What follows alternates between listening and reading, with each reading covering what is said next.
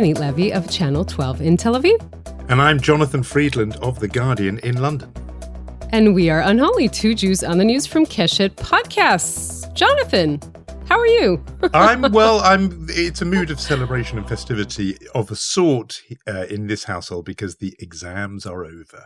Hallelujah. Hallelujah. It's been, it's been a process. And it's over. I've listeners have enjoyed as we've moved from Tudor England through to the plays of Shakespeare. And we closed with, appropriately perhaps for this podcast, we closed with religious studies and Judaism and ethics and meta-ethics, which I confess was not a field I was familiar with before. But now you can test me if you like, Yonit. So this is amazing because in Israel, these exams, these final exams go on for like the end of 11th grade and 12th grade. So they go on for essentially 2 years. Yeah. Here, what your son did was just like a day after day, right? The final exams, which is pretty insane. No, exactly right. I mean, in my day, Yonit, it was even more compacted. I mean, they really would be morning, afternoon. Now they were spread out a little bit, but yeah, over 2.5, 3 weeks. And there would be a day off and then, 2 in a week and then, etc. So, but it's in the past tense. And let's face it, Yonit, it's not the biggest drama in our world this week because you can always outdo us when it comes to drama. This is true. You know what dawned on me as we began recording? You know what we didn't try in Israel? What we haven't tried yet is Elections the Musical. That we should maybe try and do. Because a lot of stuff can rhyme with Bennett. We could call it just election, ! Yes. So let's do Israel the show right here. I think it's okay. It's got great potential. Can any of us sing though? I'm worried about this. I don't know. No, but yeah, and also it's on so often. I mean, you 8 shows a week, you'd manage that very easily. So your prediction, I want to just big you up for a second. You have predicted all the twists and turns, and you did say very early on, this government is toast, it's over, it's weeks, not months, and all that, and you were right.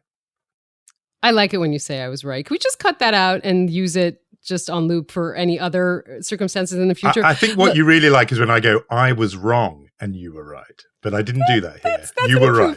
That's an improvement. Look, I want to share with you the sad and simple math I did this week, Jonathan, if you'll indulge me. I work in television. I know it's not all about me, but just give me a minute here. I, at the end of this year, will have been anchoring the evening news on Israeli television for 20 years. Feels like 80, but that's a different discussion. 20 years. This will be my 10th election cycle, my 10th election night broadcast. In almost 20 years, that is, again, sad and simple math, an average of one election every 2 years. Israel is now, I believe, the first leading the world in elections since 1996. This isn't a normal situation, right? No. I mean, we could laugh all we want, but really it isn't. It isn't normal and it isn't healthy. And the situation is really that you have a government that needs to govern. We have to make decisions about budgets and about Iran and about, everything else. And everything is stuck because of this in an economic situation which is dire, in tensions, regional tensions. Like, this is the last thing that Israel needs right now. Yeah. No, Israel is the new Italy. When a long time ago, Italy was the byword for political instability, and it was a running joke how many governments it had had since 1945. But that's actually amazing that you've statistically said for the last 3 decades, actually that place now goes to Israel. And the idea of you having done, or on course to having done 10 election cycles, it's funny because the long-time anchor of election night broadcast in this country did his last one at the last election, and he was a man knocking 80, and he had done, I think, either 8 or 9. I don't think he'd done 10. But to get there, he had to be somebody who had been both a wunderkind, like yourself, anchoring elections in his 20s or 30s, but still he had to be 80 years old before he'd done 10 elections, and you've done it in the prime of youth. I'm sensing a letter to the Guinness Book of World Records that you want to write, right? That you'll write for me, and then maybe we can get like a plaque. It could be the opening song of our show that we're going to co-write together. No, it's an amazing and unwanted title that Israel has. And, we're going to be doing a deep dive into it. Indeed, and with our special guest, Amit Segal, who is really the smartest of political analysts in this country. I just have to mention to you briefly that the name on everyone's lips this week was not actually Lapid or Bennet or even Netanyahu. The name was Yafa Ben David, who's the head of the teachers union, who decided a couple of days before the school year actually ends to go on strike, teachers' wages, etc. But it means that all of the parents in this land are incredibly upset at this. This is what everyone was talking about. I read someone on Twitter who wrote something so smart. He said, Israel has 4 seasons in a year. It's summer, elections, war, and strike. So I'll just add that occasionally they overlap, but this is where we are. So above everything else, there's also a teacher strike in Israel right now. Which for parents and sort of people dealing with childcare is unwelcome news. And for parents plus journalists, you can imagine it's been quite a week. I mean, it is all here. And people who are in that little bit of the overlap of the Venn diagram, not mentioning any name. Maybe we should give a brief explainer for the baffled and bewildered what actually happened this week, which is that on Wednesday, the Knesset dissolved, and thus Israel is going to elections. As we said, the 5th in 3 years. Naftali Bennett, the prime minister, decided to drop a bomb on his own coalition, really, and take the lead on dissolving parliament. This is a decision that he arrived at, realizing that really he's at a dead end. He preempted the opposition, who was going to do that anyway. I'll just say the final straw was pushed him over the brink was the regulations to extend Israeli law over the West Bank settlements, a law that was due to expire June 30th, and he realized he didn't have the majority to pass it. So at 8 o'clock on Sunday evening, Naftali Bennett and alternate Prime Minister Yair Lapid, who, by the way, Bennett's surprised by this announcement, essentially went on air together. It was kind of this something you really see in Israeli politics. They were hugging each other. Yair Lapid said to Naftali Bennett, I love this guy. But they both said to the nation, like, this is it. We have to dissolve. I think they said we think we had a good government, but it's over now. Yair Lapid, if this goes according to plan, on Tuesday will become the head of a caretaker government. And this will be the first time, I think it's safe to say, that Israel has a center-left prime minister since Ehud Barak, I assume, in 1999. That is where we are right now. Naftali Bennett will be left with the title of alternate prime minister and the person who's responsible for the Iran portfolio, but many are asking themselves whether he indeed will remain in politics. And how shall I say this, Jonathan? Thus endeth the most, add your adjective here, right? The most bold, turbulent, daring, and ultimately failed experiment at Israeli politics. Look, we're going to get into the extent to which Israelis mourn the passing of this government. I have to say, for myself, I liked the idea of a Jewish-Arab coalition. I think it seemed like a coming of age for Israel in a way, that there was this participation of, unexpectedly, and of all parties, an Islamist party. I mean, sort of amazing that happened. I think from the conversations I've had with people in foreign governments, I think they liked it too. They were really glad to see the back of Netanyahu. I think that's apart from in a few places that liked him, and most governments, particularly in Europe, but even obviously the Biden administration, they were not fans of his. And I think I was going to say diaspora communities. I mean, that is a big generalization. Obviously, there are people, Jews outside Israel, who really love Netanyahu and are big fans of his. But those who particularly move in progressive circles, I think they would say the last year was a bit of a respite because they didn't have to sort of feel that they were being held accountable for or defend somehow a guy who is internationally pretty unpopular. And instead being able to point to this diverse rainbow coalition was quite a nice thing to be able to do. Not a big calculation for Israelis, I know, but those outside, I think, will be mourning this government perhaps more than those inside Israel.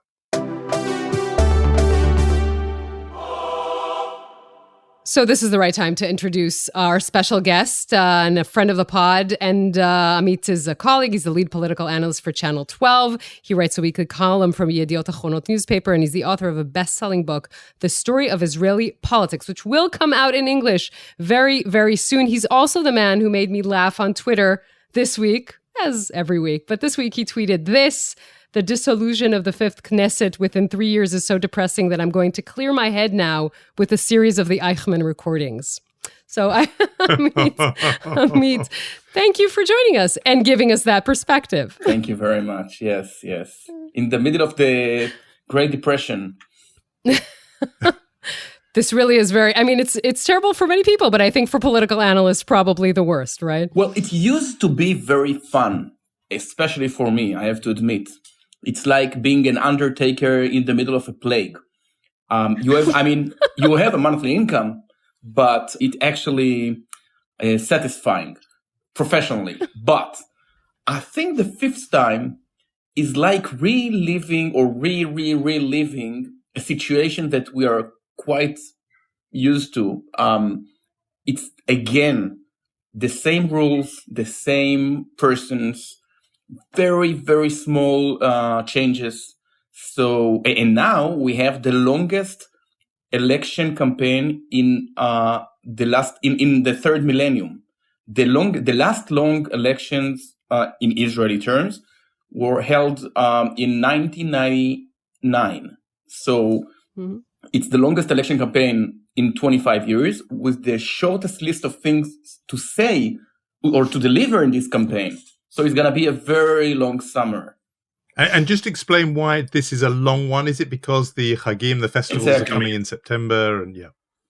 Well, basically two reasons. One is the fact that elections in Israel are usually held on Tuesdays. So every single Tuesday is either Rosh Hashanah, Yom Kippur, Sukkot, etc. And the other thing is the attempt of Yair Lapid to get into the prime minister's suit. So every week counts. He wants to have the elections on November 8th, but I guess they'll come to terms with November 1st. So you mentioned Yair Lapid, so I'll pick up on that for a minute. I mean, again, a decade, 10 and a half years to be exact, since he left his television position. He was the most popular person on Israeli television, we should say. He will be essentially running this, what Americans would call Rose Garden campaign, right? Exactly. He's the incumbent, the Balfour Street campaign, if you will. How helpful will this be to him? And how can anyone be a prime minister or lead the most complicated country on earth for 4 months? Yeah. Like, this is pretty intense. Lapid actually is going to run two different campaigns. The regular one is against Bibi. The second one is basically the primaries within the center-left camp. Now, here's the story. There used to be two big parties, like the Labour and the Tories. But the Labour in Israel collapsed. Today is 30 years to the 1992 upheaval when Rabin defeated Likud with 44 seats, which is a lot. Now they have 7, and it's considered a huge success for the current chairman of the Labour Party.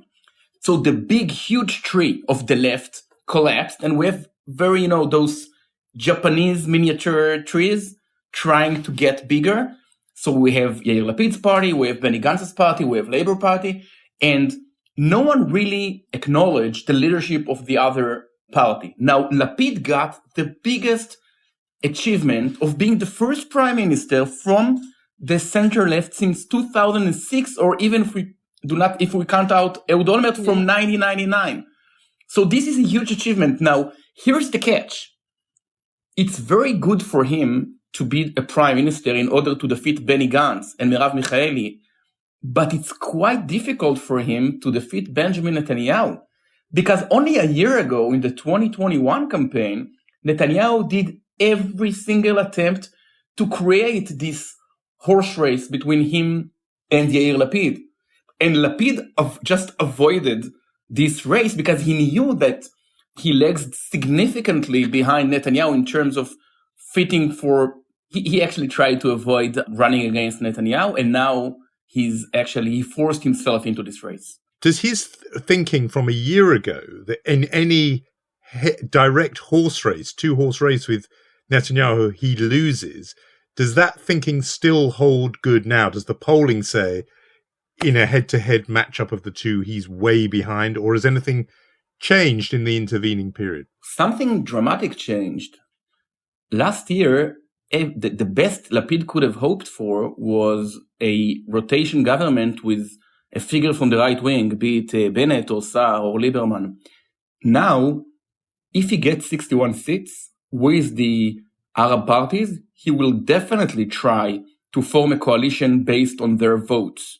One party inside the coalition, one from the outside, but he wants the office for himself. So this is what changed.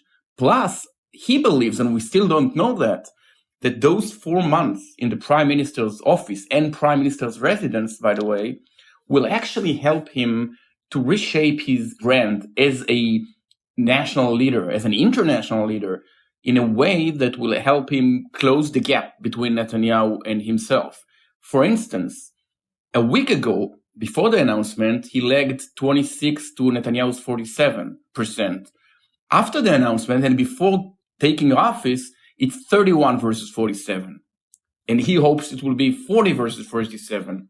So I think this is the case for him. Plus, everyone wants to be prime minister. That was his claim to fame in the past. You were talking about Lapid, but let's sort of rewind this a little bit. And I want to ask about Naftali Bennett. And not only, I think we'll get to this in the conversation, where did this government fail? But I kind of want to ask about him personally.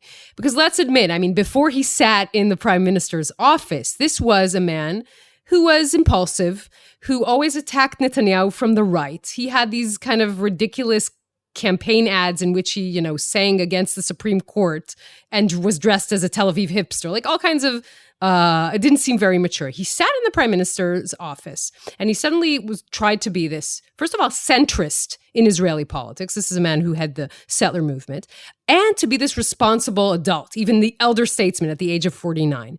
Is what happened here that it happened? I mean, to Ariel Sharon, this happened over decades.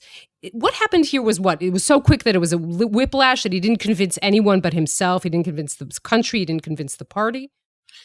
Well, I think he lacked story. His attempt was to come to the Israeli public and to tell them, and to the right wing, especially to his voters, listen, I had no choice. This is what we call in Jewish religious literature, b'diavad. It's not the first choice. It's the, how would I say that? It's the last choice, but the one that is possible. So Here's the story. He fell in love with this solution, but his voters and his Knesset members did not. I think that was the reason why this whole coalition collapsed from the prime minister's party. It's against the rules of politics. Usually, the last party to dissolve a parliament is the prime minister's party. Save Boris Johnson's stories, but usually, this is the case. So he couldn't recognize it, and plus he didn't have a story. It's not that encouraging to have a government in which you hug the people that used to be your most bitter opponents till a year ago. That's the reason he, in my opinion, ended his political career. Well, it's fascinating to hear you say ending his career, because people are assuming now he takes some break from frontline politics, that he sits out the next election.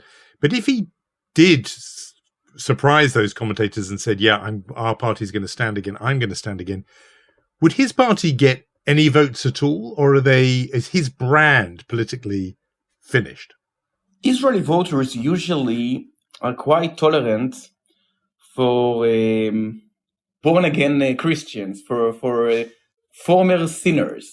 Benny Gantz joined forces with Netanyahu against all his political election pledges for 3 rounds. And then he used to be on 35 seats and he almost fell under the threshold, of course. Yeah. And then he actually begged for their pardon and he got it. Now, here's the different thing here. Naftali Bennett lost all his voters because they are in the right wing. The 4 or 5 seats that you see now come from the center left. So as much as they admire his decision, they will always have better options like Lapid and Gantz and Michaeli. So they love his decision, but they will not vote for his party, especially when the names of his Knesset members, of his ministers, are those of people who still say today that they prefer to join Netanyahu's government. So either he dissolve his party or say goodbye to his voters. And in my opinion, usually what happens is that they both leave. Interesting. We got a question from our listeners. Yes. One of them, Suzanne, asks, and I think this is a very important question for the future of this country as well. Is there a future for any Arab party being part of this government after this experience? What would you say to that? Well, now it's fashionable to say that the experiment failed. That is to say that you cannot actually base your coalition on non-Zionist Arab parties. Israeli voters usually believe in non-Jewish Knesset members within Zionist parties. But of course, it's way more difficult when it's as a whole a non-Zionist Arab party. Right. It's never a question for non-Zionist Haredi well, I think the process they have gone through is with this storm of, and we kept 20 minutes without saying the name Benjamin Netanyahu, so it's a great achievement for us. But joining forces with Netanyahu and signing the alliance, the great alliance of the right wing, actually not only took Netanyahu to the hands of the extremists from the right wing like Itamar Ben-Gvir, but it took the non-Zionist ultra-Orthodox parties towards a more Zionist direction, to the extent that many youngsters from the ultra-Orthodox community consider voting either for Likud or for Itamar Ben-Gvir. It's quite amazing. Now, as for the Arab parties, in my opinion, this is I can't determine whether this experiment failed or not. I'll tell you which experiment has definitely failed. And that was the experiment of rule number 1 in the Israeli Fight Club.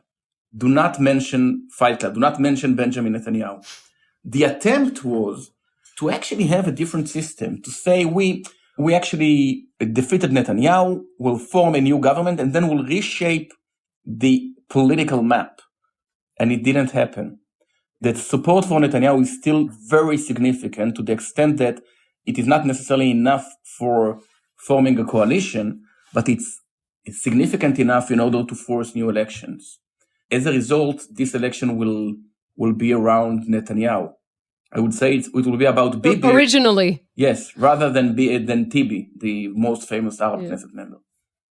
I mean, in terms of Netanyahu and his standing, does he just offer a kind of back to the future campaign where he says, you know me, I'm the known quantity, I've governed the country for X years more than anyone else? Or is he bent on presenting a new offer?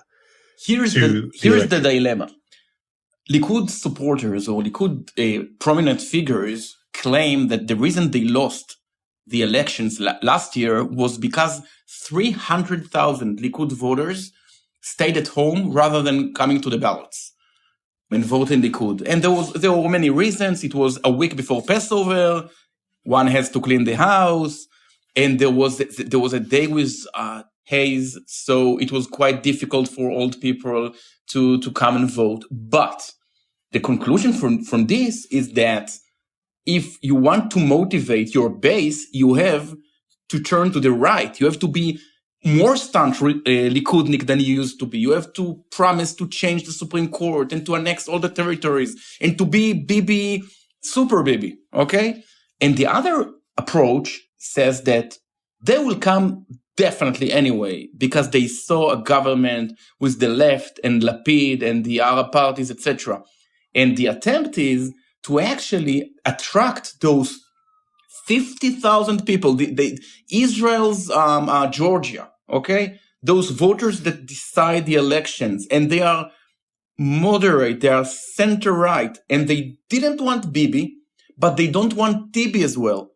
So you have to attract them. You have to offer them something which is more than the ultra-Orthodox taking over the country and the settlers, etc. This is Netanyahu's dilemma, which will decide the election. I mean, we're going to fifth elections in 3 years, right? The deep problem of Israeli society is not actually the argument in Netanyahu, yes or no, it's the fragmentation. Yes. What is going to be resolved this time? I mean, how are you not walking blindly into election 6, 7, 8? Rabbis say that each of us are put on earth for a purpose. I guess the specific purpose of our nation is to just keep voting. I mean, how is this ever going to stop? The only way the next election will not occur on 2023, but let's say, I would say even 2025. Let's be optimistic, 2024. Yes, it's only if Netanyahu wins 61 seats. The other option is either for Lapid to form a non-stable, even less stable than the current one, with all of the Arab parties.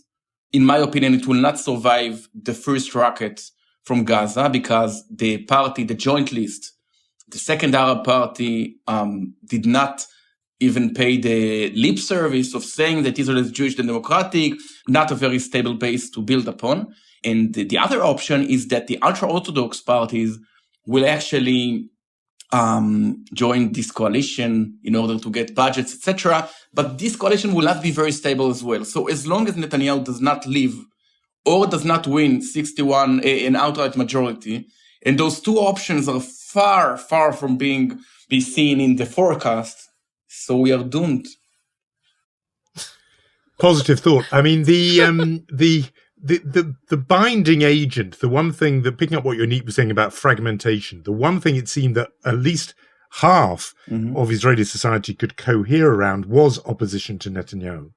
Are there any voices on the Likud side who are saying, you know, we would actually be a 61-seat bloc, we would have a natural majority in this quite conservative country if it weren't for him? And I'm thinking how, you know, there are voices on the American Republican Party saying Trump himself is the problem. Trumpism is fine. That's popular, they think. But Trump is the problem. Are there people on Likud side saying, enough with Bibi, if we presented someone else, we would remove the logic that unites our opponents, and actually maybe we could govern that way? The fact that those voices are under the term of confidentiality means that they are not very significant publicly. Almost every single figure within Likud will tell you that, but not a single one of them will tell it publicly. Those figures that said that are no longer in the Likud. It's Gideon Saar, Lieberman, that was part of Likud in the past, Naftali Bennett, etc. Now, here's the thing. I think it's quite different from the States. In the US, it's about the mobilization of the base to the ballots. What Trump did, Trump's advantage is by convincing those Tea Party supporters into the ballots. It's about enthusiasm. Netanyahu's thing is different. The fear of right-wingers consists of two parts. First, the conclusion will be that the legal system, the deep Jewish state, actually took down a popular, hawkish right-wing prime minister, and it will be a defeat for the right wing, which is even bigger and more historical than merely losing an election. So they prefer to be a strong opposition than a soft coalition. This is one thing. The other thing, and this is more political than what I just said, is that if Netanyahu goes, the right wing will probably be part of the government, but Likud will probably be way weaker than it used to be. There isn't a single figure that can actually attract more than half than the voters Netanyahu attracts. That's incredible. We talked about it last time, of him being an asset for the Likud in general and the number of mandates that he gets, but a liability in the fact that he can't actually manage to form a government. I'm going to add one more question from our listeners, which is Gilad, who wanted to ask you, I'm curious about the answer to this question. What is the lowest point of Israeli politics that you can personally recall? It's a tough competition, I know. So much to choose from. There were many, but the moment, the tons of things said in the campaign, usually in the past, we used to take, people were shocked from the fact that they brought something Bibi said in 2012 and now it's 2019 and wow, what a change. Now you don't have to come to the archives. You just have, just have to take yesterday's newspaper. The tons of pledges that were broken over the last year was amazing. And what it caused is that, and it's quite interesting to cover, I don't think no one will be interested in what Saar or Bennett or Lapid or Bibi will say about who they are going to sit with and who they will never sit with. Because we wanted a process of disillusionment. We're disillusioned. By the way, there is no specific word for this in Hebrew. It's funny, right? I wonder why. But you might need one. But the sentiment exists. Okay. No disillusionment and no accountability. Two words we don't have in Hebrew. Exactly. That's pretty amazing. I know you say accountability, but you don't understand what it means. But I'll tell you something interesting. Yesterday, there was a strike in the education system. So I took my son, Ivri, who is 7 years old. Yesterday and today and tomorrow. Exactly. But yes, yesterday. I took him to the Knesset to see Daddy's work. And we sat there at the journalist stalls, watching the Knesset making a suicide. And they counted the ballots. And then my son asked, who's the prime minister? So I told him, it's quite complicated. This is the guy, Naftali. And he asked, isn't it Bibi? I said, yes, he was a year ago. And he said, but, and then I recalled, next week there's going to be a new prime minister, Yair Lapid. And then he asked, why? And for the first time in our short history of speaking about politics, I wasn't embarrassed to explain him.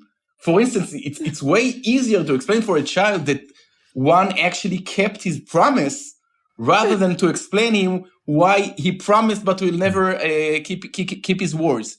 Now, in order to keep this moment optimistic, I saved from him the fact that Bennett actually lied for every single voter a year ago, and I kept it in that optimistic note that you see, Ivry, we should keep promises. And but I think that was a single moment from an era almost in which you should keep your children away of the television when Yonit speaks about politics. Yeah, he's trying to make Israeli politics a source of moral instruction. Yes. It's quite a challenge, even for an analyst like you, I think, to do that. I'm just before we sort of close the book on this government, will it be a sort of premise of the coming campaign among the politicians themselves, but among voters, that last government was a failure? We must never go back to that. That was a terrible thing. Is that how its place in sort of political history is going to be recorded? Because it did end after just a year. Because again, Yonit and I were saying before you joined us that outside Israel, diaspora communities, foreign governments, they quite liked the idea of this government, the diversity, the inclusiveness of it, Arab parties, Jewish parties. I'm just interested to know whether it will become a kind of settled view, a consensus among Israelis that, that didn't work. And we mustn't go back to that. Whatever new constellation of forces comes together out of the horse trading, that one was a failure, because that will be quite important, I almost think, for the sort of psychology of the country in the coming decades, if this one is seen as a failed experiment or worse. Too early to call, too early to say. And I think there is a third option, that it's not that it will be remembered for good or for bad, but that it will not be remembered, or will barely remembered as an anecdote in an ongoing crisis that hit Israel on its second and third decade of the 21st century.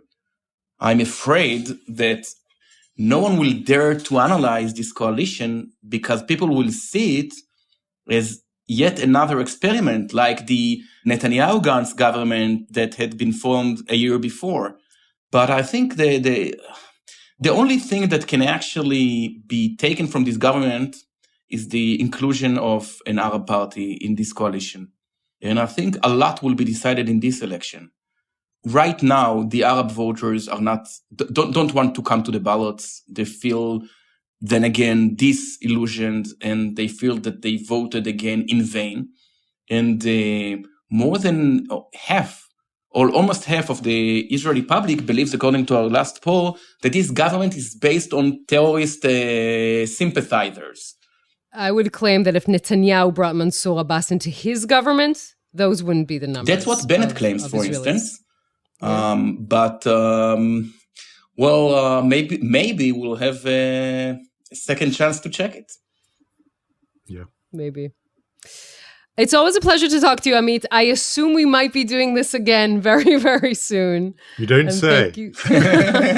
And thank you so much for coming on Unholy. It was a big deal, I think, on your part to just bring forth these fifth elections just to come back on Unholy. Exactly. You could just ask me next time and we'll find a good enough reason. We'd have had reason. you. You didn't need to go to I mean, these you don't need to go that far. Yes, I'll come only on single-digit campaigns, okay?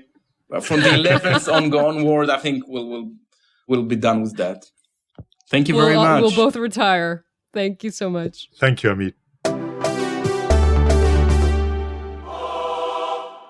So Amit Segal, a very, very smart guy indeed. Always great to have him on the podcast. Of course, Israel doesn't get to do elections alone, even though it seems to do them more often. Other countries do too. And in France, a big blow for the incumbent president, Emmanuel Macron. Obviously, we talked on the podcast when it was a head-to-head, him against Marine Le Pen. But there were parliamentary elections, and he lost his majority in parliament, and big surges for Le Pen's party of the right, and also Jean-Luc Mélenchon on the left. I don't know what you think. It's telling in some ways that we and a whole lot of other people didn't talk much in advance about these elections, because we were all there for the drama when it was head-to-head, him against Le Pen. The prospect of a far-right figure like Le Pen as president had all of us outside France very exercised. And in a way, we didn't really sort of tune in for the follow-up. But this really matters for Macron. It's going to really be hard for him to govern. But it just seems to me that there's, maybe almost like an attention deficit, that people, not just us here, but, similar story when it's not Biden versus Trump, somehow populism seems to flourish, except when it is a straight fight versus a kind of hated individual. So Joe Biden can beat Donald Trump, Emmanuel Macron can beat Marine Le Pen, but Republicans are on course to do incredibly well in the midterm elections. Le Pen's party did well in these parliamentary elections. It's a bit of a defect for anti-populism. They're not great when there isn't an individual to hate and oppose and rally against on the ballot. Yeah, I mean, first of all, that's an interesting point. I would just maybe note that I'm not sure it's only the media that kind of tuned out on this. Emmanuel Macron himself was sort of accused of tuning out himself. He went to Ukraine 2 days before these elections. The French voter wasn't entirely interested. Right. And I think voter apathy is really an issue, and could be also an issue in Israel that will completely change the rules of the game if people are just tired of these elections. And you mentioned the fact that many people in the world, I think, including the people who co-host this podcast, had the sigh of relief when Marine Le Pen lost. These are really big gains for her. And these following weeks, Yonit and Lapid, as head of the caretaker government, will meet Emmanuel Macron. I think they'll have a lot to talk about regarding fragmented parliaments and how to deal with trying to be a centrist in this reality where you have these extremes on both ends, the extreme left and the extreme right, kind of going to pull Macron in two different directions. It's going to be a very, very difficult few years for him to try and maneuver this whole situation. And the question of prime minister, of course, will be terribly important. This isn't great news for France. It was expected, but it isn't great news. Yeah, I think it's not just not great news for France. I think for Europe, for the West, it's bad news. One of the reasons I made the arguments I did against Brexit was I think destabilizing the European Union destabilizes the democratic world and destabilizes the West. It is in a battle, a kind of mortal battle with Putinism, authoritarianism, and Russia's invasion of Ukraine is the sharp end of that. But for that fight, you need a strong European Union. And with a new chancellor in Germany, and Germany obviously having all kinds of historic reasons for being reluctant to take the lead in a hard power conflict, the onus of leadership had passed to Emmanuel Macron. Britain is out of it in terms of the EU. That was on him. And if he cannot get his own domestic agenda through and is a kind of hobbled figure, even potentially a lamed up president, this is not good for France, for the European Union, and therefore I would say the West, the democratic world. It has been weakened. I think Putin will be quite pleased with that result. And that's always a good test of any election, anywhere in the world, actually. What does Putin want to happen? And kind of do the opposite. Well, Putin wanted this outcome to the extent he was paying attention. He would like a weakened Emmanuel Macron. So, yeah, I think that's a troubling result. Should we hand out some awards, do you think? Maybe lighten the mood a little bit? Well, I think first, I was going to mention as the competition has been very stiff this week. Agreed. And Manischewitz, makers of kosher Kiddush wine that we all, I was about to say love. I mean, I'll say that we were all familiar with, perhaps if we have, ever had Shabbat dinner at a American Jewish table, we will be very familiar with Manischewitz. They decided to stretch the brand and expand a little, and so they are putting on the market stadium size hot dogs, and you think, okay, what's wrong with that? We know that kosher hot dogs are a thing at American sporting grounds and events. Why not? Except these are gefilte fish hot dogs.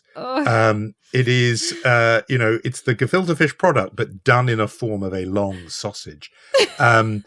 I think it's fair to say that there was a sort of ick response, I think, from you, Yonit, when this was presented to you. I just wonder, and this is chutzpah because they ruined hot dogs for us. This is why we're putting them a little bit in the chutzpah column. But I'm just saying, like, us Jews of Eastern European descent, like, there are good things that we brought into the world, right? I'm not sure gefilte fish is one of them. I'm actually quite sure it isn't. And so why? Just why is the question I want to ask. I have nothing more. I'm looking at the packaging, made with real gefilte fish, Bubby's recipe. You're right. Culinarily, this is not one of Jewry's great contributions to world civilization. I'm with you on gefilte fish. I think we may get some fierce responses. We might. On our apologize. Facebook page and elsewhere for both of us. We don't have diversity of thought on this issue. I've never been a fan of gefilte fish. It was always the thing you sort of had to get through to get to the next course. Anyway, gefilte fish hot dogs, no, thank you. It's an unholy no from us. Anyway, as I said, Crowded Field, the actual award for chutzpah is not going to go to Manischewitz, but rather members of Israel's ultra-Orthodox leadership, specifically the Shas party, which has decided to criticize the nominee to head the Jewish agency, namely the former general Doron Almog, who quite a long time ago, at a gathering that was attended by American Jews, Reform Jews and Israelis on kibbutz, recalled the bat mitzvah of his daughter. This was a long time ago. I mean, when he said it was a while ago, but his daughter is now 43, so her bat mitzvah was 30 years ago, and he was reminiscing, and he said, look, when she was 12 and her bat mitzvah was approaching, she was very insistent that she wanted to be called up to read from the Torah, from the scrolls themselves of the holy word. And he said, my wife and I didn't know much about Reform Judaism particularly, but his daughter did the work. She found out, she went up to the Torah, and there was great joy. And she says that, the picture of her talit, the prayer shawl that she wore, is hanging in our house. Well, in Orthodox Judaism doesn't think women should ever be allowed to call directly, be called to the Torah, read directly, especially in a mixed congregation. And so members of Israel's religious parties have denounced Almog for this. One Shas party member saying that his quick and unnecessary flattery of the reform movement indicates that he is unworthy of his new position. He's chosen factionalism over unity. This feels a bit backward looking to me. I mean, not just, and backward really. Girls all over the Jewish world now mark their bat mitzvah with being called to the Torah. It's a basic equality issue. We know that Orthodox Judaism has not got there yet, although fascinating moves going on within Orthodox Judaism for women's equal participation in prayer and religious services. But I think Shas get a chutzpah award, because if they don't want to do it, that's fine. But denouncing a guy who did do that for his daughter 30 years ago, I think it's a chutzpah. Yes, I wouldn't expect Shas to be very forward-thinking about Reform Judaism in an election year. But I listened carefully to what you said. So that is our chutzpah nominee from a very crowded field. I think you're going to give us a mensch of the week, Yoni. Indeed. I wanted to give it to Dmitry Muratov, who is the editor of the Novaya Gazeta. It's a famous Russian newspaper that deals a lot with not only obviously hard news, but also human rights and issues like that. They, by the way, suspended their activity now because of the war in Ukraine. And he has decided to sell his Nobel Prize, Peace Prize, and to send all profits to Ukraine. So this is just, I think, first of all, I think he deserves the Mensch Award of the Week, but it is an example of how we talked a lot about how journalists can change the way that we view the war. This is a different aspect of it. But the fact that this man is brave enough to do this at a time like this, I think is something that we should probably point out in our And it raised the most enormous amount of money. I mean, I think some colossal figure of dollars. $103.5 million at a New York auction. Isn't that amazing? I mean, to have a That is Nobel amazing. medal, somebody wants that on their mantelpiece, they're prepared to Which pay is not 100. actually theirs, right? Somebody It's not buying something theirs. that doesn't belong to them. So it's fascinating to me. Did that maybe the donor, the buyer is Mensch, because maybe they did it because they wanted to give 100 million to Ukraine. Either way, a worthy winner of our Mensch of the Week award. Now, remember, you should be joining our Facebook group, Unholy Podcast. You see what happens if you're on that group, because you get to ask those questions that we put to the best and finest among Israeli analysts. So go onto Unholy Podcast on Facebook, chime in with your ideas, opinions, suggestions for the episode, sending things you'd like us to talk about and address. As you see, you too may get picked out and your question read out by Yonit Levy, no less. So do that. I will say our thank yous to Gaia Glaser, Omer Primat, Rom Atik, and Irad Eshel for original music. Jonathan, send a little bit of tea and sympathy my way this week. I'm having a teacher strike. I'm having fifth elections. Like, it's a hard thing to hold up. I'm just saying. Yeah, there should be a care package on its way, shouldn't there? We'll see each other. I'll see you next week, Yoni.